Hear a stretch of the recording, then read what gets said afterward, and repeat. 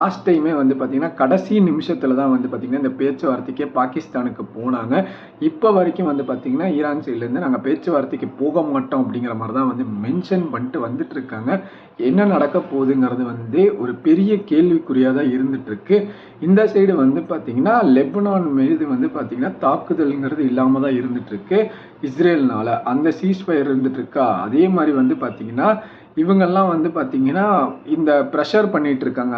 ஈரான வந்து பார்த்தீங்கன்னா, பிரஷர் பண்ணி, பிளாக்மெயில் பண்ணி வந்து பார்த்தீங்கன்னா, பேச்சுவார்த்தைக்கு அமெரிக்கா எப்படியாவது கூட்டிட்டு வந்து பேச்சுவார்த்தைய முடிவு பண்ணி டீல சைன் பண்ண வைக்கலாம் அப்படிங்கிறதுனால வந்து பார்த்தீங்கன்னா, செங்கடல் பகுதியில் இருக்கக்கூடிய பாபல் மண்டல் ஸ்ட்ரீட்ட வந்து பார்த்தீங்கன்னா, அதையுமே நாங்க பிளாக் பண்ணிருவோம் அப்படின்னு சொல்லிட்டு ஹவுதீஸ் வந்து இப்ப வந்து த்ரெட் பண்ணியிருக்காங்க. ஏன்னு கேட்டா, இந்த கடல் பகுதியும் வந்து பார்த்தீங்கன்னா, எண்ணெய் வணிகம் நடக்கக்கூடிய ஒரு ஸ்ட்ரெய்ட் ஆஃப் ஹார்மோஸ் மாரி இருக்கக்கூடிய ஒரு பகுதி தான் வந்து பார்த்தீங்கன்னா, இந்த பாபல் மண்டல் ஸ்ட்ரீட்டா இருந்துட்டு இருக்கு.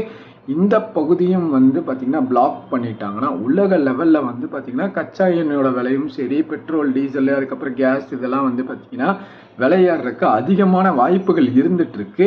அதுல ரொம்ப முக்கியமா இந்த ஸ்ட்ரெய்ட் ஆஃப் ஹார்மோஸ் பகுதியை வந்து பார்த்தீங்கன்னா, ஈரான் மேல பிரஷர் பண்றதா இருந்தாலும் சரி, கட்டுப்பாடுகள் விதிக்கிறதா இருந்தாலும் சரி, இந்த பகுதியை நாங்க க்ளோஸ் பண்ணுவோம்னு சொல்லிட்டு அவங்க வார்னிங் குடுக்குறாங்க.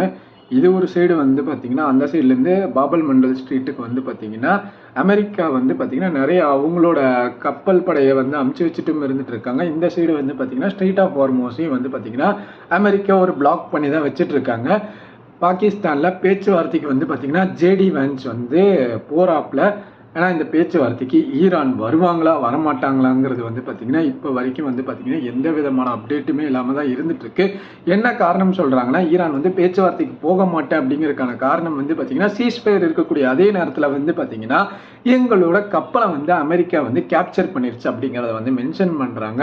ஒரு சைடு வந்து பார்த்தீங்கன்னா, அவங்க சொல்றதுலேயும் நியாயம் இருந்தாலும், இன்னொரு சைடு வந்து பார்த்தீங்கன்னா, இந்த பேச்சுவார்த்தைக்கு மிரட்டி கூப்பிடுறாங்க அப்படிங்கிறதும் வந்து பார்த்தீங்கன்னா, ஈரான் சைட்லேருந்து மென்ஷன் பண்ணிட்டு வந்துட்டு இருக்காங்க.